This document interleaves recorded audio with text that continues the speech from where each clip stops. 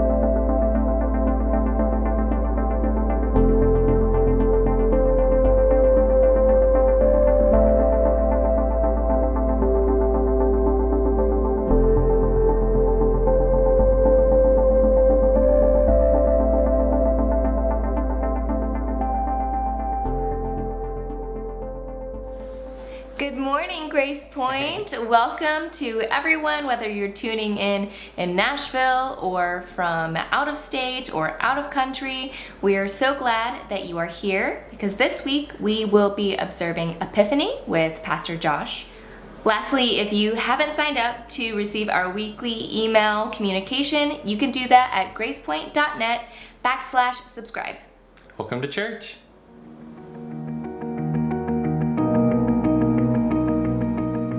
Welcome to GracePointe. We are a progressive Christian church, loving our community by gathering in our homes.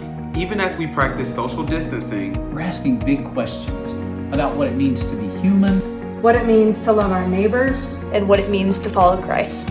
We're cultivating a safe virtual space to deconstruct or reconstruct, to question and to grow. We are welcoming, affirming, and fully inclusive. Because who you are and who you love are celebrated here. While we may be physically apart from one another, we believe we're never truly alone. You are never alone. We're together in this. We're together in this. So even though we can't give you a hug just yet, we want you to know that you are beloved, you are included, and you are affirmed. Welcome to GracePointe. Welcome to GracePointe. Welcome home. Welcome home. Welcome home.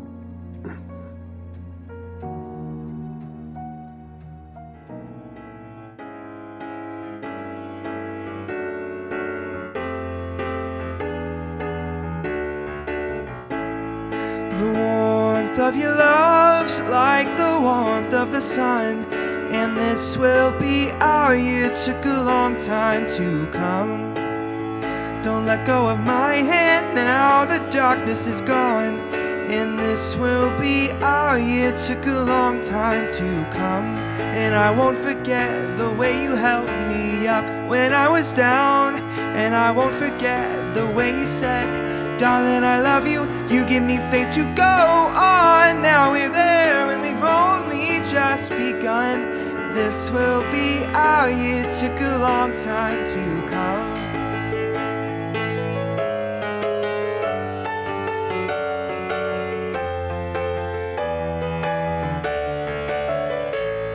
The warmth of your smile, smile for me, little one, and this will be our year. Took a long time to come. You don't have to worry, all your worry days are gone, and this will be our year. Took a long time to come, and I won't forget the way you helped me up when I was down, and I won't forget the way you said, darling, I love you. You give me faith to go on. Now we're there and we've only just begun. This will be our year. Took a long time to come.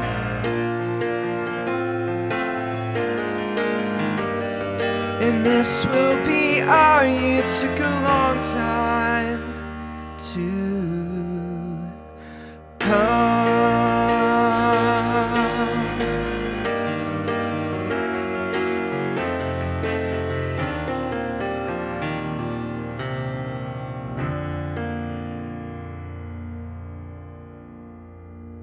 Good morning and Happy New Year to each GP kid and GP youth. I hope each of you is doing really well.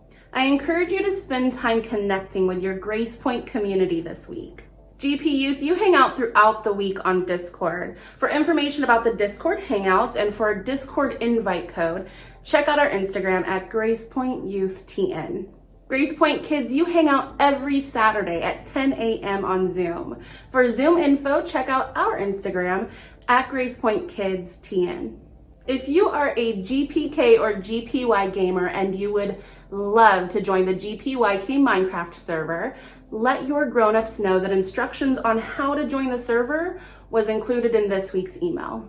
GP Youth, every week your discussion guides are filled with reflections on Pastor Josh's most recent message. If you'd like to discuss Pastor Josh's message in real time, head on over to the GPY Discord. GP kids, this week's Bitmoji gathering space and your printable discussion guide is all about Epiphany. This week we ask, how can we shine a brighter light that is more inclusive of everyone who is involved with bringing hope and change? GP kids, ask your grown-ups for access to your weekly resources. Each week, the GPK and the GPY discussion and reflection guides are shared via email, on Instagram, and on Facebook. And grown-ups, if you would like to be a part of our weekly email list, reach out to me at lisa@gracepointe.net.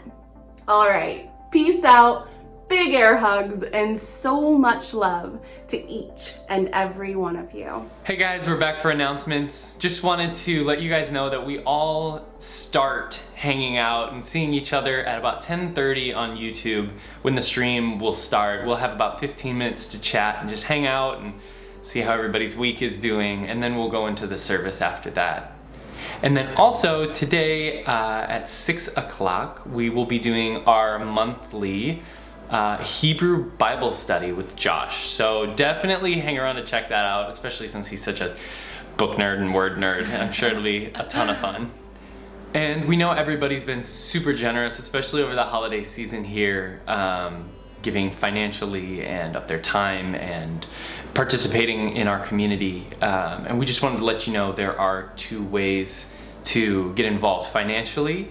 One would be texting GracePointe to 77977, that's GracePointe with an E at the end, or you can go online to gracepointe.net/give.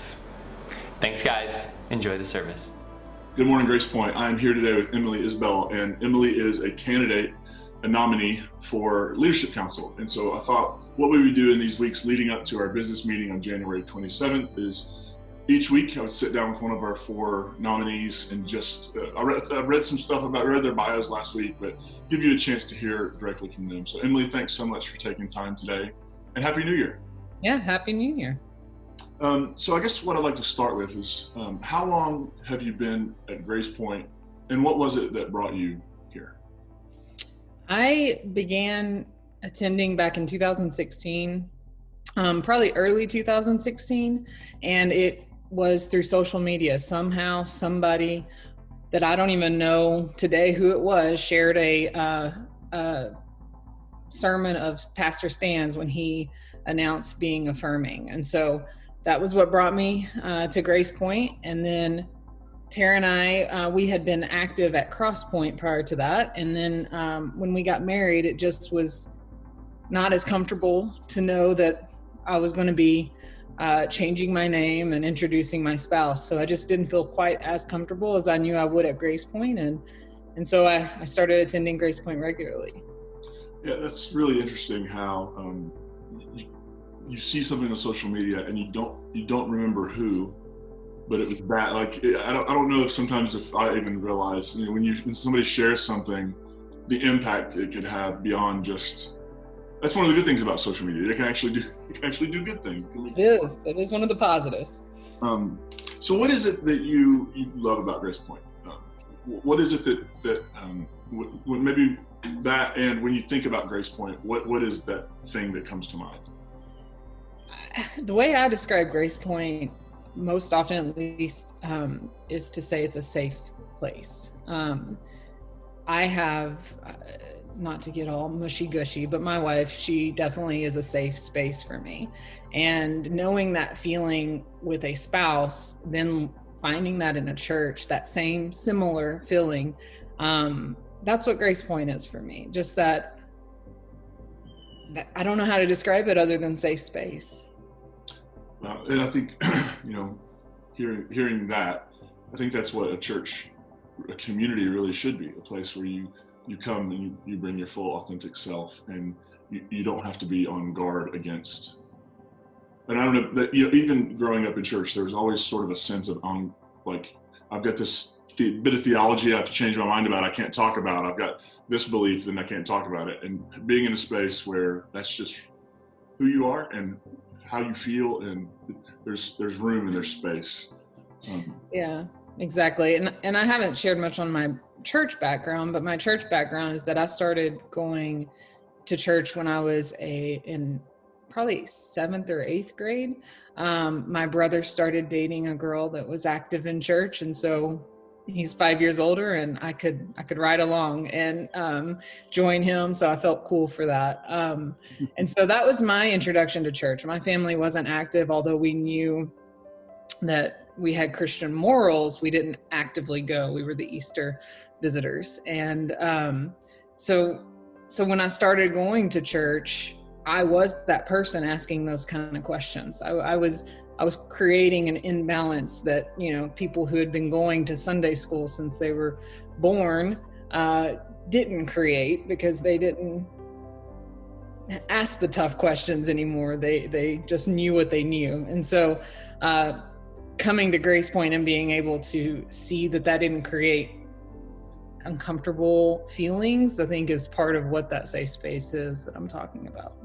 And I bet all the folks in those classes, they just knew what couldn't be said out loud, right? Like even if you have these thoughts and questions and doubts, you can't say it out loud. And there's sort of this unspoken, just keep it to yourself.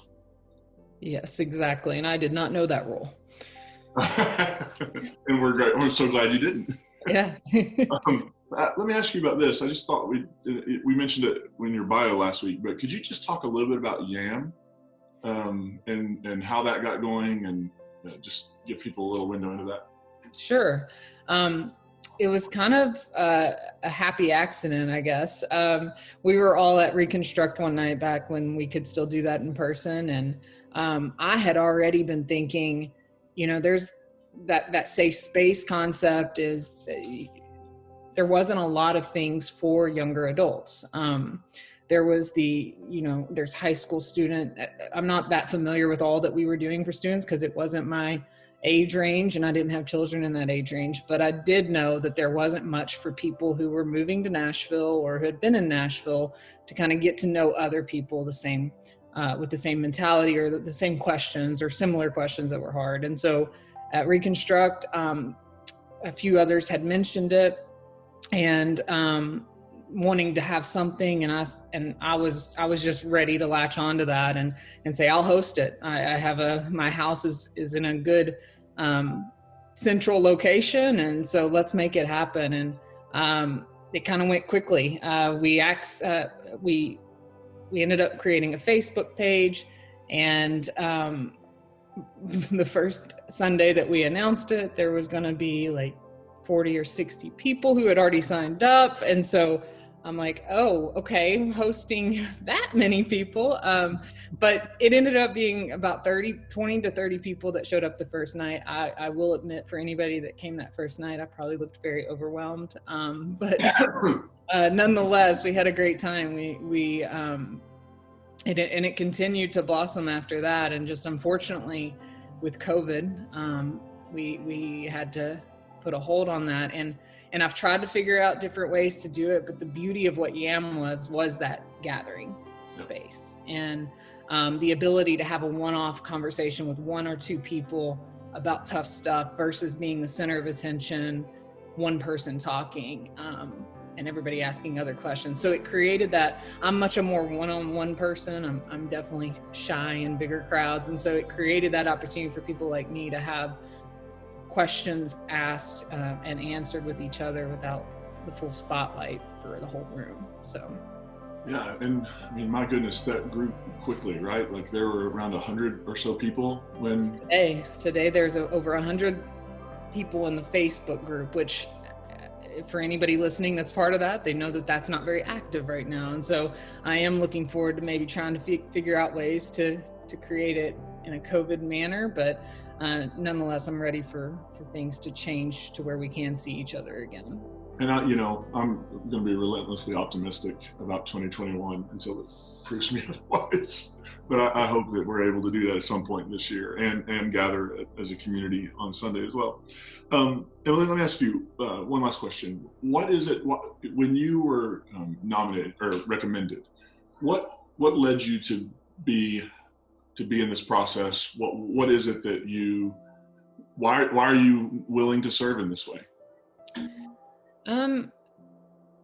For one, my background is in business. And so I definitely think with a business mind. Since the first day I've started coming to GracePointe, I've been thinking about how to build it, to reach more people, to find the safe space that I was able to find. So that intrigues me. My background is in business, and just after 14 years of working in the career I was in, I recently just hung my hat and said, I think I'm ready to find something different. Nothing wrong with what I was doing. It was a 24/7 business though, and I'm ready to find a different leadership venture. So the timing is honestly perfect. I have nothing on my plate right now. I created a time for me to have somewhat of a sabbatical. And so to start this venture right now would be perfect timing, because I don't have anything pulling me any other direction right now. So I guess that's why I'm drawn. Yeah, well, we're so excited. I'm so glad you are, and look forward to serving with you. Emily and our other LC nominees will be approved at our business meeting on January 27th, 6:30 p.m. on Zoom. You'll be hearing more about that. Emily, thank you so much for taking the time today. Thank you so much for your service at GracePointe, and I'm really excited about what our future is as a community. Thank you.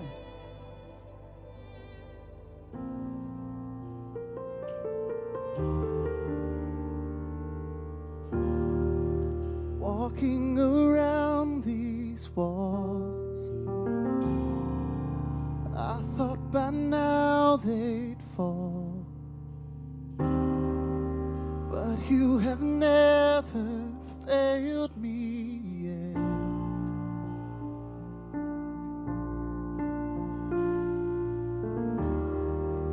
Waiting waiting for change to come, knowing the battle's won, for you have never failed me yet.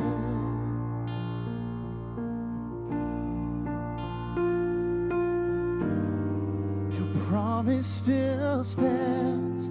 Great is your faithfulness, your faithfulness.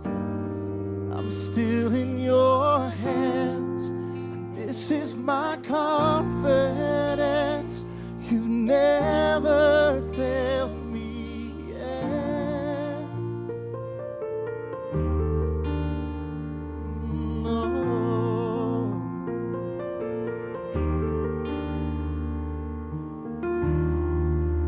I know the night won't last. Your word will come to pass. My heart will sing your praise again. Oh, Jesus, you're still enough. Oh, yes. So keep me within your love. My heart will sing your praise again. Yes, I will. Oh, your promise still stands. Great is your faithfulness, faithfulness. I'm still in your hands. This is my confidence. You've never failed me yet. Never failed me yet. I've seen you move the mountains, and I believe I'll see you do it again. You made a way where there was no way, and I believe, oh yes, I'll see you do it again. I've seen you move the mountains, and I believe, yes I do, I'll see you do it again. You made a way when there was no way, and I believe it. I'll see you do it again. I'll see you do it again. Oh yes, I'll see you do it again. I'll see you do it again. Oh, your promise still stands. Great is your faithfulness, your faithfulness. I'm still in your hands, and this is my confidence. You've never failed me yet. You never failed me yet. Good morning and Happy New Year, GracePointe. We are so glad you're with us for this first Sunday of a new year, especially if you're joining us for the very first time. Wherever you are in the world, however you found us, we're so glad you're here, and we hope this has been a meaningful experience for you today. It is a new year. I wonder how many of us, and it has taken all of my willpower to not make some sort of, wow, I can't believe I haven't seen you all since last year joke, but I'm not going to do it.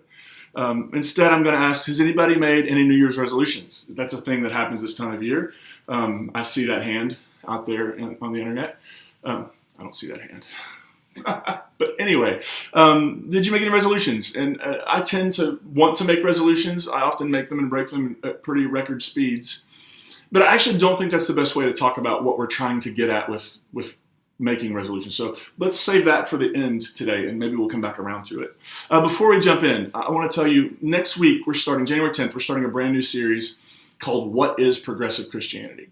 And the goal of this series, I know lots of people have joined us in the last 2 years. Lots of you have joined us since we went virtual back in March of last year.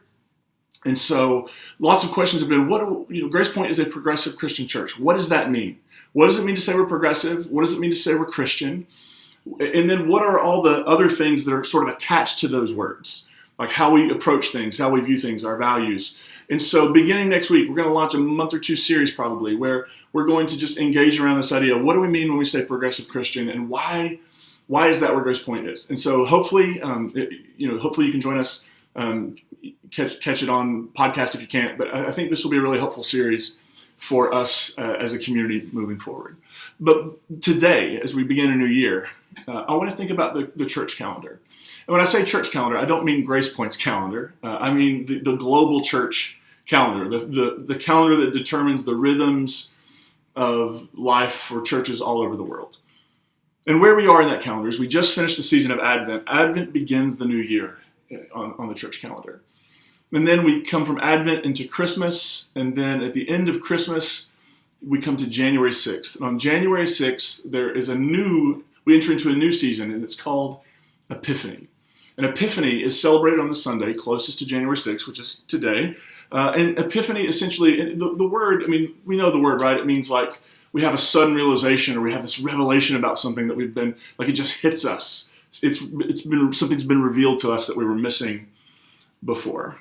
And the word actually means an appearance or manifestation. So Epiphany celebrates really two events, focuses on two events on the Christian story. One is the baptism of Jesus. And so Jesus is baptized, he goes into the water, he comes out of the water, and the skies open, and a dove descends, and he hears the voice of the divine say, "You are my beloved son, you bring me great joy." And so that is sort of this moment where for lots of people, they say this may be the moment where Jesus sort of begins to understand his calling in the world. So that's a central event. Another event happens back toward the beginning of Jesus' life in the Gospel of Matthew, and it's the adoration of the Magi. It celebrates and marks these, and they weren't wise, we call them wise men, we call them kings. They're actually Magi, they're astrologers. It celebrates that these astrologers, the Magi, journeyed to Bethlehem to meet the newborn child who is being called king, right? And so that story is really about Jesus being revealed to the larger world, right? The adoration of the Magi represents Jesus being revealed to people beyond the boundaries of his own faith that he was brought into the world as. And what really both of those try to get at, and I think what the season tries to get at, is that for Christians, Jesus also, especially the early Christians use this language all the time, that Jesus is a revelation, an epiphany of God, that somehow Jesus is a peek behind the curtain into what God means. Listen to this early Christian poetry from the book of Colossians. Christ is the image of the unseen God. Christ is the image of the unseen God. Now, the writer of this text, Colossians, was written sometime in the 80s, not 1980s, but just 80s. And it calls Christ, the writer uses this language, Christ is the image of the unseen God. This is not a physical description, right? It's not saying, well, there's an anthropomorphized God somewhere in the sky and Jesus looks just like him. Like maybe we would say that somebody's the spitting image of their parent, or that somebody looks just like her aunt at that age, or like however we use that language. That's not what the language means. For the early Christians, it means that in the life and experience of Jesus shows something about what God is like. Jesus reveals something about what God is like. Jesus embodies a love, a compassion, a grace, a generosity, and even the passion of God. The thing that moves God toward justice in the world. And so with that in mind, that Jesus somehow gives us a window into the divine. And also, I don't think that can just limited to Jesus when we talk more about that. But here's what I want to ask today. What does Jesus teach us about God? Like if we look into the life of Jesus, what do we learn? And I'll be honest with you, as I was working on this sermon, it became quickly evident that if I traced every idea, everything I wanted to say, every rabbit trail, that we would be here for probably 5 or 6 hours. I didn't know for sure that you all would sign up for that today. So I decided I'm just going to share one thing. And I'm going to share one thing, and I want to develop the one thing. And then what I hope happens is that in your own journey, in your own conversations, maybe you begin to take this further. Like, what other things about God, what other lessons do we learn from the life of Jesus?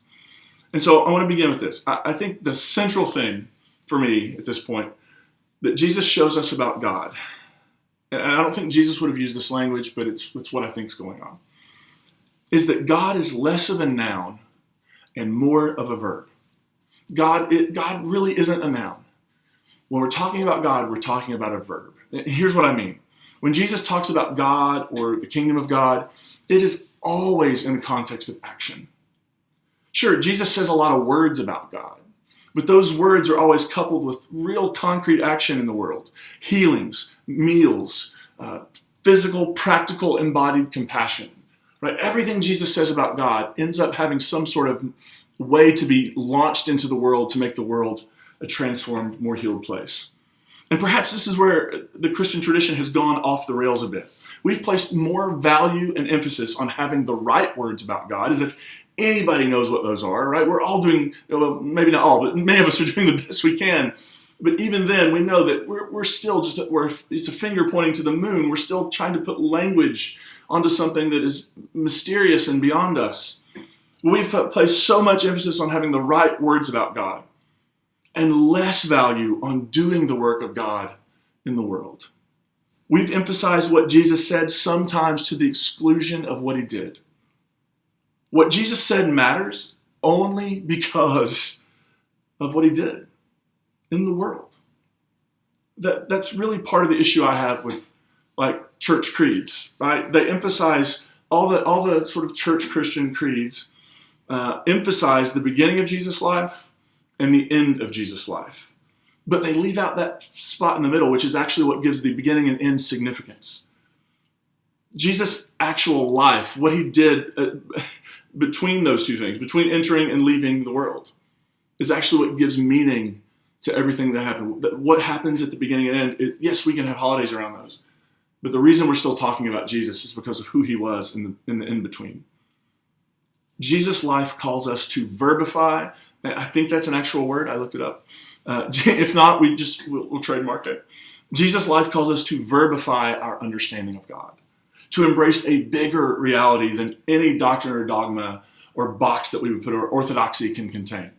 Right? When we have this understanding that we can boil God down into basic, this theological truth, this theological point, this is all we need. When we get to that point, we're not dealing with God anymore.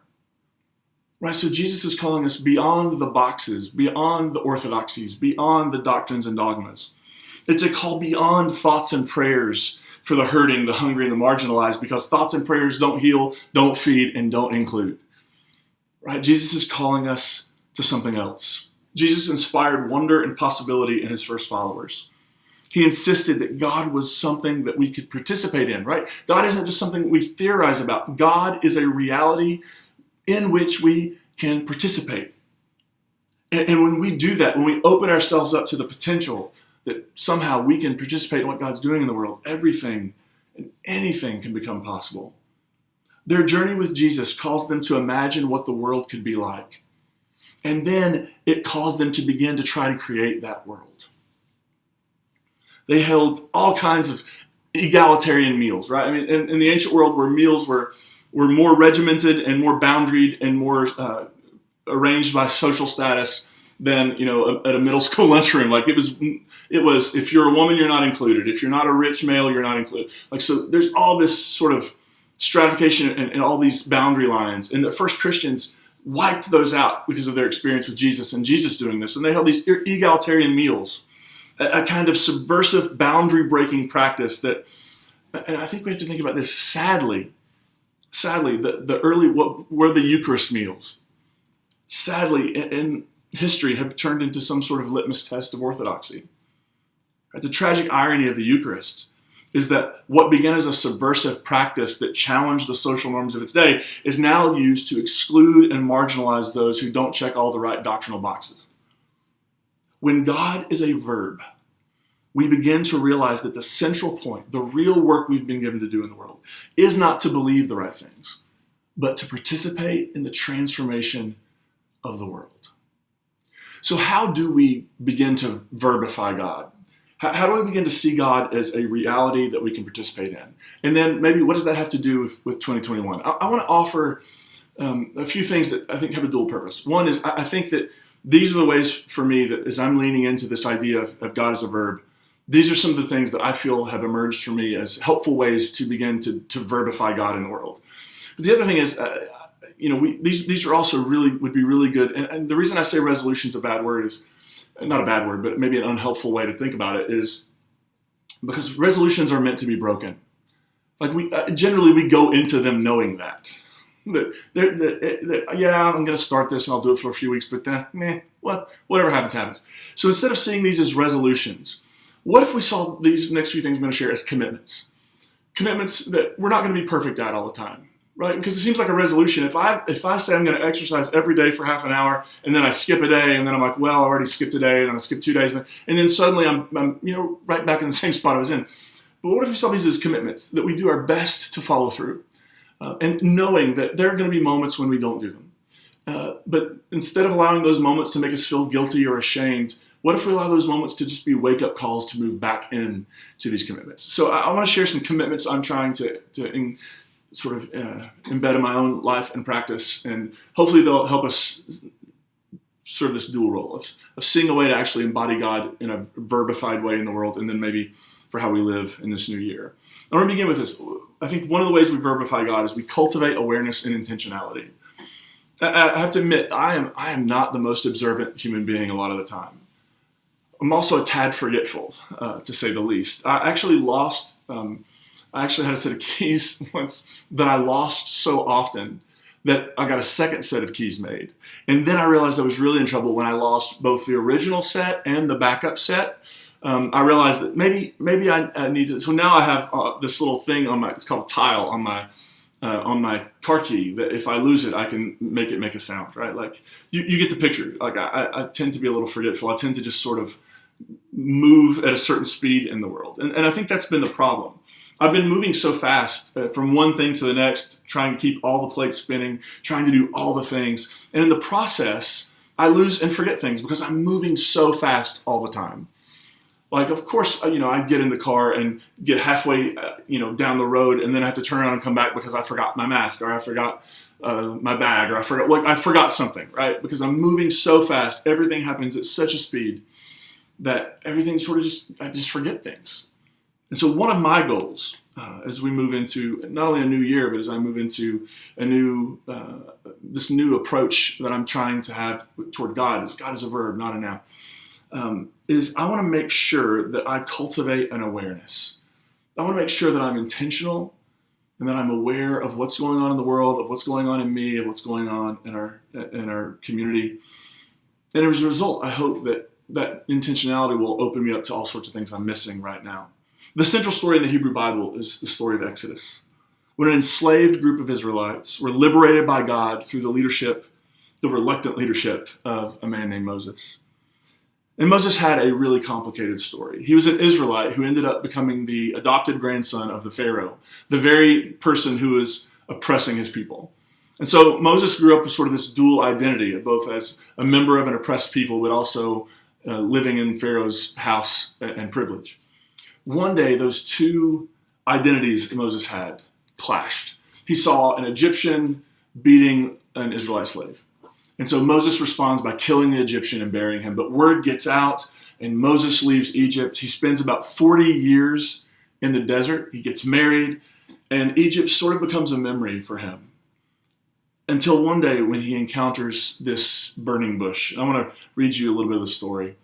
Moses was tending from Exodus 30, Moses was tending the flock of his father-in-law Jethro, the priest of Midian. Leading the flock deep into the wilderness, Moses came to Horeb, also called Sinai in some sources, the mountain of God, the messenger of Yahweh, which is the name God will reveal to Moses in this text. The messenger of Yahweh appeared to Moses in a blazing fire from the midst of a thorn bush. Moses saw the bush as ablaze with fire, and yet it isn't consumed. Moses said, "Let me go over and look at this remarkable sight and see why the bush doesn't burn up." When Yahweh saw Moses coming to look more closely, God called out to him from the midst of the bush, Moses, Moses. And then God tells Moses, take off your shoes because the ground you're standing on is holy. It's in this moment when Moses sees the burning bush and he stops that he's drafted into God's liberation movement. Rabbis have talked about this text for generations, wondering, was the bush always burning? Was the ground always holy? And there was this moment where Moses recognizes, he sees, and when he sees and recognizes, he becomes aware, he stops and he removes his shoes because he realizes he's a part of something sacred. When I talk about awareness, I'm talking about becoming more intentional about how we live, about how we use the limited time and energy we have. Because we are not an endless source of time and energy. And so how are we going to use what we have in the world? Awareness is about slowing down. It's about realizing what's actually happening in the world and then finding ways to enjoy. It's not about creating everything. It's not about coming up with all the things. It's about watching what's going on in the world and seeing the good that we can put our energy used to do in the world. That's how we practice God as a verb, by joining and participating in the work of healing and transforming the world. And that work doesn't begin with us and it doesn't end with us.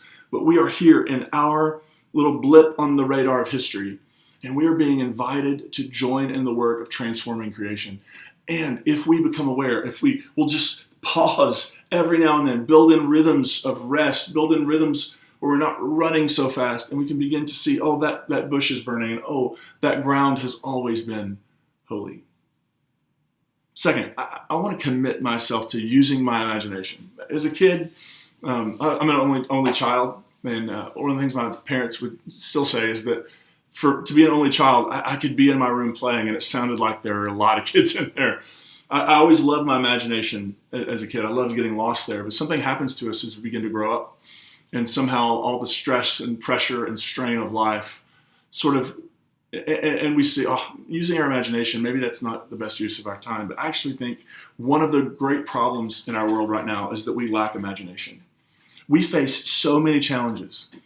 And I mean, you can think about COVID, you can think about the planetary crisis, you can think about the economic crisis, you can think about our judicial justice system crisis. We have so many crises facing us, and what we need, it's people with imagination for how, because look, there are so many of these issues that are very, very on their own when it's not all happening together. Some of these issues are very I don't even know, it feels like we would just be trying to enter the ocean with a teaspoon.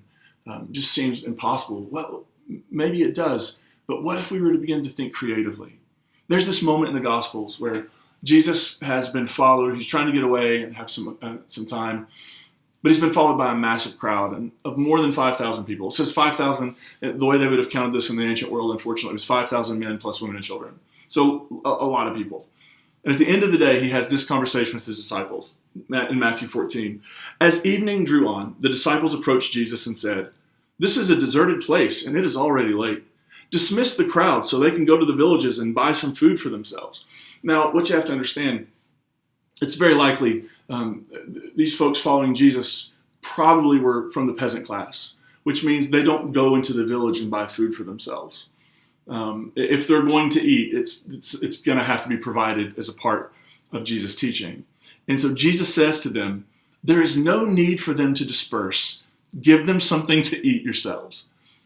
Can you just imagine the scenario where you're one of Jesus' disciples and you think you're doing the kind of, we've kept them out here too long. We need to cut this thing off so they can go get something to eat. And Jesus looks at you and goes, no. Don't send them away. You feed them. You feed them. Can you imagine? Well, I mean, maybe that's the problem, right? Like the disciples in this moment, they can't imagine anything bigger. And Jesus says, no, what if we put some imagination to this? And of course, if you want a spoiler alert, they end up sitting the people down in groups and they feed them with a very small lunch, and everybody has more than they need and they have leftovers, right? Like Jesus teaches them essentially how to community organize, how to get people. If everybody sits down in groups and we all share, we're going to be okay. What if we could begin to see the opportunities in front of us and challenges as being moments for creative and imaginative participation in what God's doing in the world. What if God doesn't want you to switch off your brain and your imagination and just believe some stuff? What if God is saying, actually, if we're gonna change the world, if God is a verb, then we need your creativity and we need your imagination. And they aren't working against your spirituality; they are beautiful parts of your spirituality. And then the last thing, I think we always have to be in this movement from word to flesh. I think if we embrace God as a verb, then our words always have to end up in flesh. To put it another way, words are the starting point, but they aren't the ending point. Words are important. I've given my life to study words and texts, and I love it. I'm a word nerd. I love studying, I love everything about words. But for words to have their full weight and potential, they must always be wrapped in flesh and blood. In 1 Corinthians 4:20, Paul wrote, for the kingdom, and I love that this translation, the Inclusive Bible, I love that it uses kingdom instead of kingdom. Kingdom is kind of an outdated term. Kingdom is more familial. For the kingdom of God is not just words, but power. The kingdom of God is not just words, but power. Talking matters, but when it doesn't culminate in embodiment, it actually fails to reach its full potential. Words have meaning, absolutely. But their fullest meaning is what happens. I mean, we see this all the time, right? We are thoughts and prayersing ourselves to death in this country. And somehow thoughts and prayers have become the sort of the way we get around actually doing the hard work of figuring out what's going on in our culture, what's going on in our society. What is our obsession with violence? What is our obsession with some people doing really well and some people keeping some people at a level where they're not doing really well? Like as we engage those things, words don't have the impact of action. And so we begin with words, but then we move toward action. Our work as a community must be to make sure that we are always moving toward incarnation, which is where we talked about last week, this idea we are always moving toward enfleshment. We are always moving toward taking these ideas and things and actually embodying them in the work of healing and restoration in the world. And so those are my commitments. Those are the things I want to see happen in my own life, in my own experience of God. I want to cultivate awareness and intentionality. I want to cultivate and use my imagination. And as a community, I hope that we'll really use our imagination for what's possible when we work together. And then I always want my own experience to be one of moving from words to flesh. There's a poet named Wild Bill Balding. His actual name is Bill Thomas. And he wrote a poem called God is a Verb that I stumbled on this week. And I want to end by sharing it. God is a verb, not a noun. I am who I am. I will be who I will be. Dynamic, seething, active web of love poured out, given, received, exchanged. One God in vibrant community, always on the move, slipping through our fingers, blowing through the nets we cast, to hold and name, confined to nouns, to labels, freeze-frame stasis, pinned like a butterfly, solid, cold, controlled, lifeless. I am who I am. I will be who I will be. Not pinned down by names, labels, buildings, traditions, or even by nails to wood. I am a verb, not a noun. Living, free, exuberant, always on the move. I love so many of the images he uses here. This idea of trying to confine God to a box, to a label, to a noun, when God is actually a vibrant, moving, energetic reality. God is a verb. May we embrace the verbification of God in our community, in our individual life. May we actually see what's happening is not us in a relationship with some being above the clouds, but us connected to an energy and a movement and a reality that is right here among us. God is the water and we are the fish. And our call is simply to join the action in the world. Something is waking within me. I feel it. Something is moving deep down in my spirit, pulling me closer and closer to truth. Something my soul now to you. Wake up, sleeper, arise. Feel the heartbeat inside of you. Let love open your eyes. Wake up, oh sleeper, arise. Patient and grateful, we wait for the sunrise, trusting, now turning our faces to the sky. Here in your goodness, all things belong. We join with creation and sing out this song. Wake up, sleeper, arise. Feel the heartbeat inside of you. Let love open your eyes. Wake up, oh sleeper, arise. Nothing is wasted, your heartaches can mend. Dreams that were broken can still live again. Even the shadows and darkness of night turn into marvelous, glorious light. Oh, wake up, sleeper, arise. Feel the heartbeat inside of you. Let love open your eyes. Wake up, oh sleeper. Wake up, oh sleeper, arise.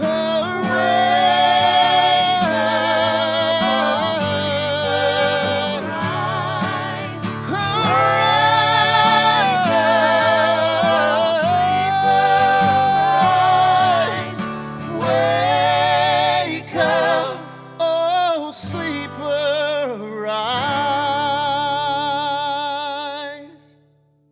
Once again, GracePointe, thank you so much for being with us this first Sunday of 2021. I want to remind you, next week we're going to begin a new series called What is Progressive Christianity? And we're going to begin next week by just asking about those two words, progressive and Christian. What do they mean? How do they go together? And what does that look like in our experience as a community? So I hope you'll join us for that. Hope you have a great week.